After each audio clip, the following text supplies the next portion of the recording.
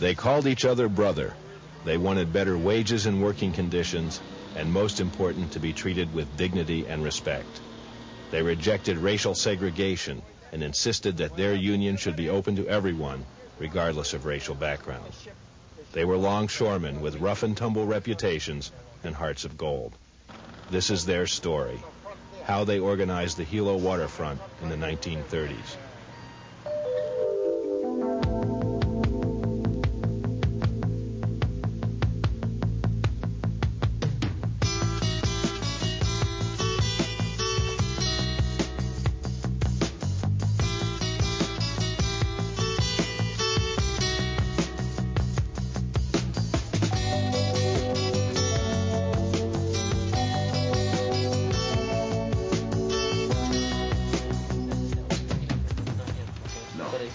Doesn't look like John Newhey if that's that other guy.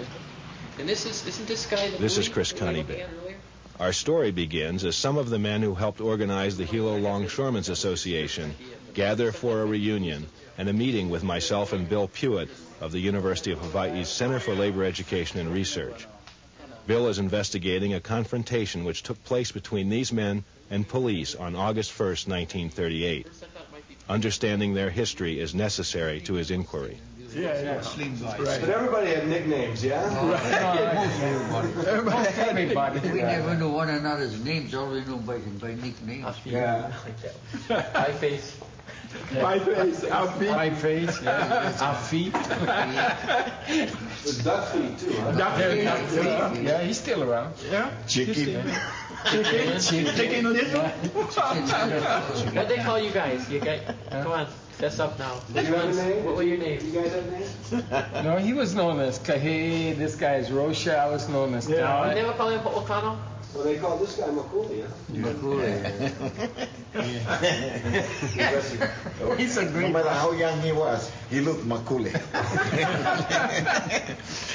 hasn't changed That's much. the only guy that goes on a border ship skinny and come out lunchtime fat. I seen a cook one time with his big knife coming out who cleaned up all his pies. Yeah. Everybody knew. Yeah, pies for supper, you know. The cook put all the pies out so that he could cool them, you know.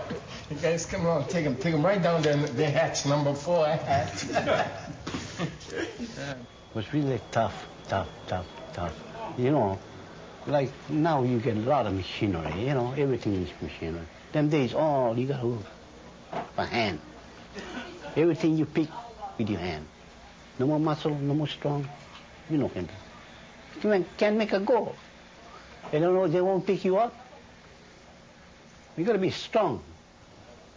And when you work 12 hours to 10 hours a day, oh, brother, that's something, boy. And I see plenty of big guys go down there look for a job. Lunchtime they go home, they don't come back no more. Big fellas, and the small guys still working. Oh man, you come out of the hole, you can't tell who the hell the guy is. He's all full of lime or some all kind of dirty stuff on him. With everything in a bag them days, and you got to sling them up. Eh? Now everything is in a container. No such thing. Then a guy checked the container, go out. Or you get one load in, how you pick them up and put them up before. No, everything by hand. Hand truck. 5 load bag and go, so it's all hand truck. Oh, you got to work. Like the Kukuhale run, we take shore gangs. Yeah, I used to take shore gang for night shifts. All night we work, see. And I take 2 gangs over there, 1 fore and 1 forward, 1 aft gang. And we go down to the ship on the sea wire, they call it. And the sugar comes down on the sea wire. See. One time we was on there, this guy, one of Harry Kamoku's cousin. What one was that? Henry Kamoku. Yeah. Died. He didn't let anybody know, see, and he jumped on the sling. See, they come down with 4 slings, 4 loads of sugar, and then they drop it on the platform. Then when they take up the slings, they pile it up, then they put it on a hook, and shoot it up land. But before you go up, you send a note up, see, if anybody going. But so happened this kid here went and ride the what it called sling, and he went up. When he got up there, the Duncan operator up, seen the thing coming up, so he got scared. So he picked it up and he stopped. When he stopped, the kid flipped right over and fell down, and he was killed. We had a case where loading sugar in that fashion, where the sling came up, grabbed the ammonia line on the Montevideo, and tore it loose. And I think we lost right then and there. We lost 7 men, burnt to death, down in the lower hole. Well, those days when if you get hurt, they call on the ambulance, take you up. See, in the office they settle the thing out. Then it's your family to come down there, and if the person die to accident, well, they get the company spokesman goes up and talk to the family, give them a few bucks and call it square. That's the way it was? That's the way it was, Joe. You can't. That's the way it was. A few bucks an hour, is it? Yeah. Just talk to the family, and the what do you call maybe the wife or the family says, oh, he's a good boss, because she comes down and see the body. 10 days, the boss give you $550. That's plenty of money, boy. They would come around with cubicles of salmon, raw salmon, and it was about 1 inch thick and 1 inch wide. And then they had this poi, and this poi was whitish. It wasn't the true color of ready mixed poi. If you couldn't eat that, then you went to the wagon. They gave you a sandwich. There was no butter, no fill of any kind other than bologna, with skin still wrapped around it. And so that was your choice for your meal. This was your supper meal that the company gave to you. And you had 2 sandwiches. And the only reason why, when I was told to become a clerk, the first thing I gave 50 cents up an hour for was because I was going to eat a hell of a lot better. How much when you started down there? What kind of money? $3.50 a day. Work 1 day a week, half a day a week, day and a half a week. And after about almost a year down the waterfront, I made $16 with 1 week. I brought home my paycheck to my mother. I thought I had busted Bank of Hawaii. $16. And there a lot of times they used to 3 slings of sugar one time and pick it up and put it into a hole. The man had to pick it up and, stack the thing up. This is the way it was working. Speed up. And you have to keep up, because if you don't keep up, you don't work next time. If the supervisor would tell you to do something, could you talk back to him if you didn't like it? Oh, no. You better do what he say. You do what he say. You out. Yeah, like what? Well, he could tell you to do something and you don't like it. What would happen if you didn't do it? You gotta go home. You finish, you're good. Don't show around. Not show yourself around, because you want to get another job. You go to the other side, you can get a job, because the big fights control the islands, the state of Hawaii. That's the guys. You gotta respect them days. They tell you sit down, you sit down. Stand up, you stand up. Them guys were the mean guys. But when things reorganized, something different. Low pay, dangerous working conditions, and the company blacklist were part of life on the waterfront. Added to these was the inequity of the shape-up hiring system. If you weren't part of an established gang, you could never predict if the timekeeper would select you for work on any given day. Being a new man, I had to go down there and just stand up among the, a lot of people that I don't know. In fact, I don't know hardly knew anybody around there except some of those people that came from my area there. See? So I stood in line waiting for the timekeeper to call me, see. But the first day that I went, because there was shortage of men, so I got a chance to work. But then another times, after that, once I got, my first job, I said, I'll go down all the time after that. I used to go down with my lunch can, see. And I used to come back with my lunch can. Because I never got a job. I stand in line, wait for the timekeeper to say, come, you come, see? But I don't know, a lot of time it made the sense I started walking and somebody from the back of me would pass me and pick up the ticket. See, this is the way things were, see, this was a real shape-up, see. Then they blow the whistle, everybody come over, they crowd around that office there, looking at everybody eyes in the timekeeper. And the timekeeper wants a guy, he making like that. And then you behind there, you look at him. Think he calling you, you go in front, he tell him, no, that guy, you shame, eh?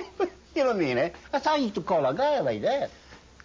And I heard about some guys, giving the timekeeper chicken, and sake those days were still prohibition days. This is what I heard, see. They were working, that's how they were working.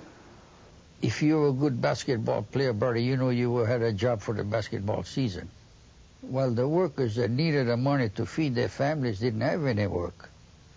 That made a difference. And we would love sports. I love sports. I was young. I loved sports. But we saw the inequity of the whole works.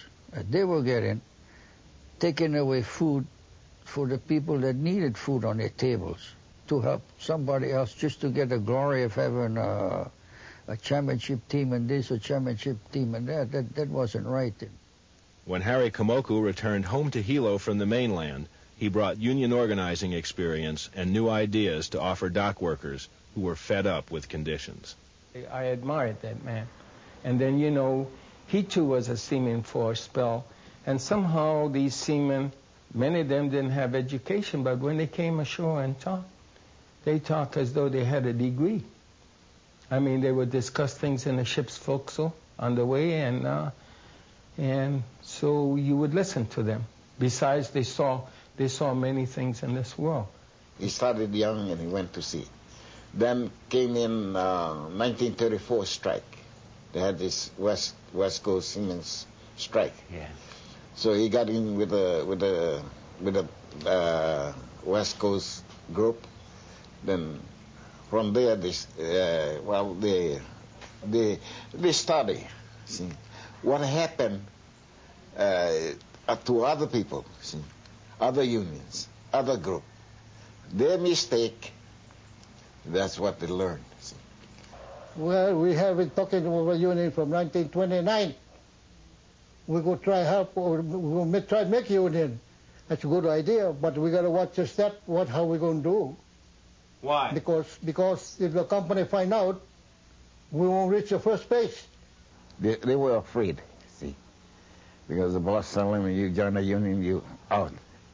See, so they fire out. So guy work maybe 10, 20, or 30 years on the job and he get kicked out. See, it's not so good. Eh? Yeah. So they kind of scared get in. So what Harry does is get all the young ones. Because the young ones, they wasn't afraid. Eh? And then they talk about the condition mostly, working condition. See, make it safe for the men to work. See, life comes first. A history of racial unionism had plagued Hawaii's workers and posed a threat to unity on the docks. Most of the longshoremen was mostly Hawaiian, eh? Yeah. And when they go down there, most of them no more job. Japanese, Arab people get a job. Us, we stay there watching them guys working. No job for us. So when we reorganize, everybody was treated alike. They started, by excluding the Japanese. We saw that happen in Honolulu, then in Hilo they started. So, in fact, I met a Japanese boy. He was a longshoreman too. He and I were sitting down in the boat. See, I wanted a union, but I wasn't approached, being a Japanese. But he was signed up because he happened to be living with with the Hawaiian boys down at the block. See, and he told me that he signed up. So I said, how the hell they sign you up and they don't ask me to join the unit? And I told him straight then, I said, you guys are never going to make it. You guys are leaving, the Orientals out because there's a lot of Japanese longshoremen down here. If they're not going to get nothing, they're not going to, they're not going to back you up.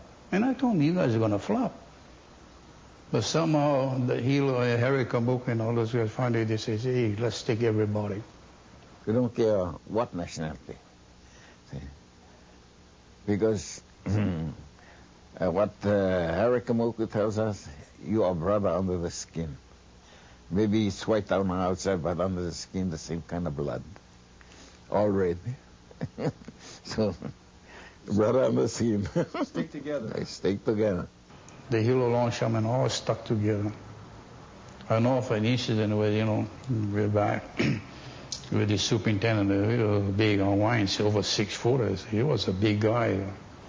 He grabbed a Japanese longshoreman by the throat, I think, on the ship. Everybody walked out. Filipinos, Hawaiians, Portuguese, everybody walked off the ship. And this was it. We live by the slogan, injury to one is injury to all.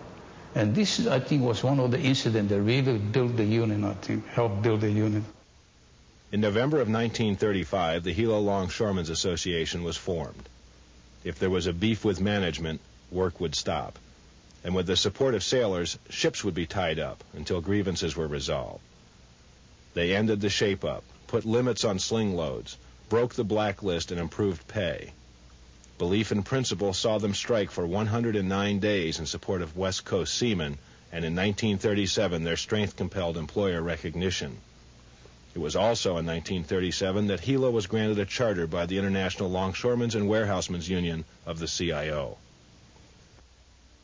I think the longshoremen's example, when they began organizing along multi-racial lines, and that they were able to finally turn the tables and get rights and assure that people who were stood up for rights would not be fired, would not be thrown out, as long as the group hung together, that example went through the community and of workers at that time like a bolt of electricity, and galvanized the people into a real sense of solidarity, and they were prepared at that point to organize, because then the longshoremen went out and began organizing these other people into their own unions, and it's amazing when you look between 1935 and by 1938, 7 unions were organized. So it was now.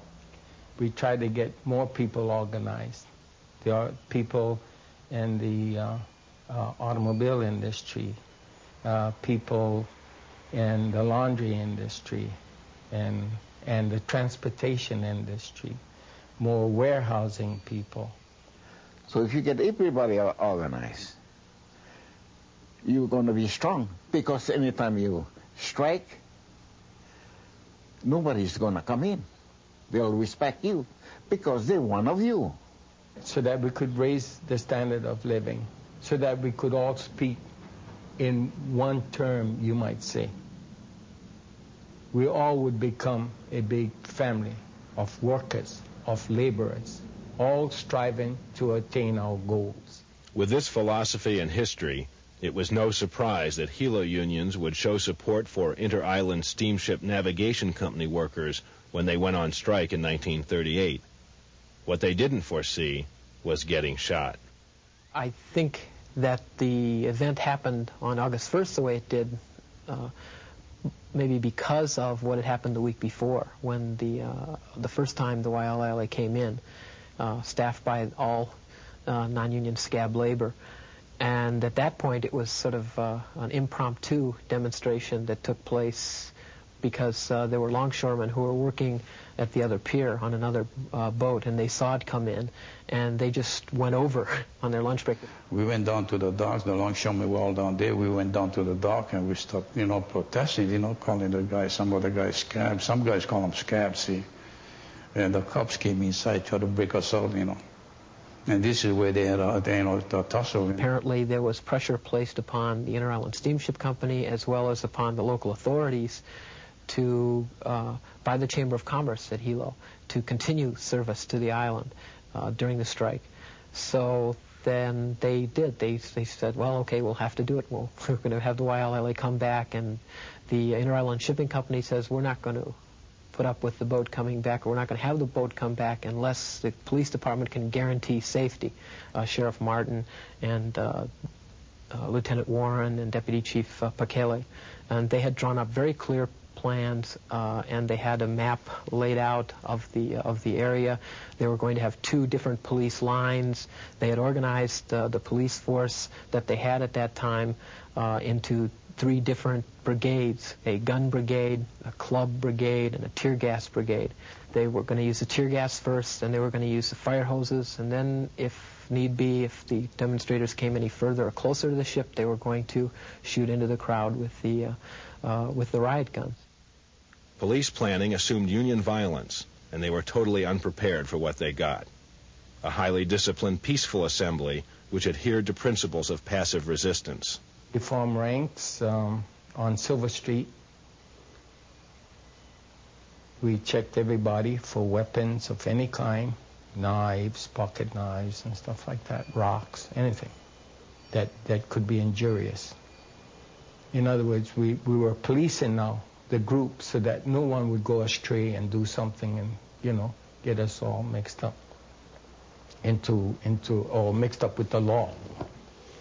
By 9 a.m., as the Waialeale was docking, protesters had received final instructions on passive resistance.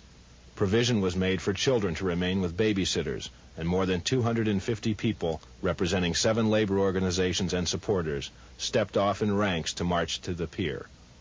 They approached a police line and were told they could not pass. But a prior meeting with territorial officials had confirmed that this was public property and their right to be there.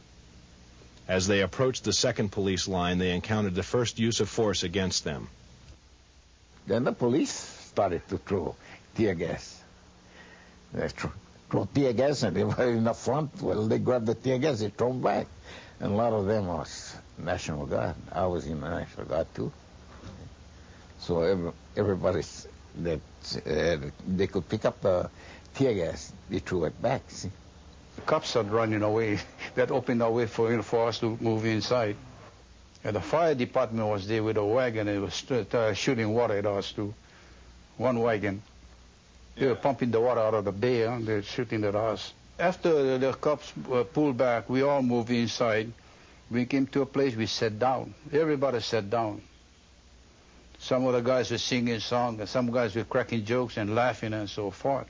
The sense of solidarity and an injury to one and it's an injury to all, that was the primary impetus behind their movement, is reflected in the song that they would sing. And it was a very popular school song that a lot of children have learned since. It was The More We Get Together.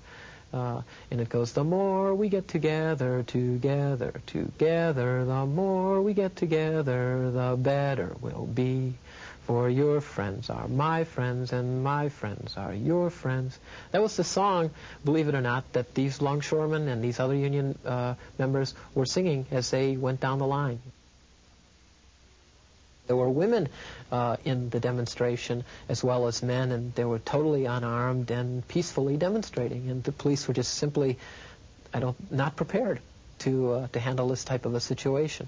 And Martin was also in the position of being told by a group of basically thugs that had been hired by Inter-Island and were waiting behind a picket fence right next to where the boat was. You can see them in some of the pictures. That if you can't handle this, we'll handle it. Martin, I think, was finally more or less forced to try to do something about it, which was to fire into the crowd by firing down at the concrete and spraying with buckshot, which had been ricocheted off the concrete into the crowd. Well, everybody was sitting down all right, and we were talking. And all of a sudden, I was sitting this way, the door, the Pier 2 door on the right side started rising. It came up about 5.5 feet or 5 feet. Then I think Charlie Warren came out, see, with a fixed bayonet, a rifle. And he walked right up to Cairo Otani was the first man he approached. And he told him, come on, get out of here. Oh, I saw him move to Urotani. He told Urotani to move, but Urotani happened to be sitting down, so I saw him take the bayonet and just got him right on the shoulder there, see? I saw the rifle go up, he cut him up. Then he moved to the next guy, see, that was with Kupu Ka. Told him to get up, and he sat down too. So what he did was take the rifle, with the army, with the rifle, he whacked him right on the side of the jaw here, see, just like that, see. Then he came down to that and shot him right on the ankle. This is when the sheriff gave the order to fire. So that's when the bullets stopped flying. That I saw my sister-in-law got tripped off from the host that was there. And I saw this guy, I couldn't identify him at that time, but he was aiming at her with all his pellet guns, or we call it, riot guns, call it like that. I jumped right up on her. When I jumped her, I protected her from all the pellets that went into her. I got it all on my back. And all of a sudden, they banging, people were running and everything, so I got on my belly and I crawled to the edge of the pier, and I walked down to the edge of the pier right by the water. And I heard somebody, help Joe, help Joe. I looked around, there was Baba Murayama. His leg was all full of blood, all full of, pants was all riddled, and his shoes were full, and he was crawling along. So I went out, picked him, brought him up, and then went around to see if we could find a car to take him to the hospital. Well, I know I went down, and I thought I'd get up and move away, because I could hear the bullet whizzing over my head, see. I tried to go up, then I found out and I noticed that my left hand was paralyzed. Then my left leg was all paralyzed. I couldn't, then I started getting, then I knew that I was going to pass out. And I just passed out. I don't know what happened after that until I, opened my eyes at the hospital. More than 50 were shot. Fortunately, none were killed.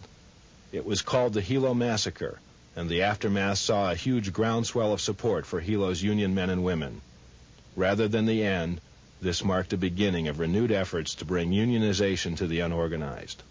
I look upon them to this day as heroes of the labor movement, and in many respects, heroes of Hawaii's social history, because they were the people whose courage and dedication was responsible for turning Hawaii from its old plantation-type mentality where the business leaders basically owned the people as resources to another way of thinking where people did have dignity and did have rights, and you couldn't just walk all over. We only want what is rightfully ours.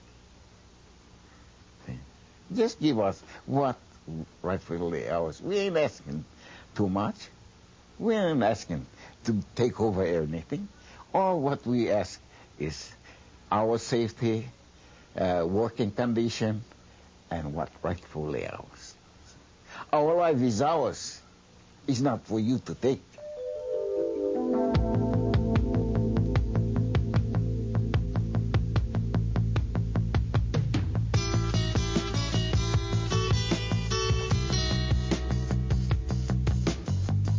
You felt pretty good. You felt, you were a working man. This was your day off. And you may have just left the ships at about 4 o'clock in the morning. And, you've been working all day, all night, to early morning, So you felt pretty good.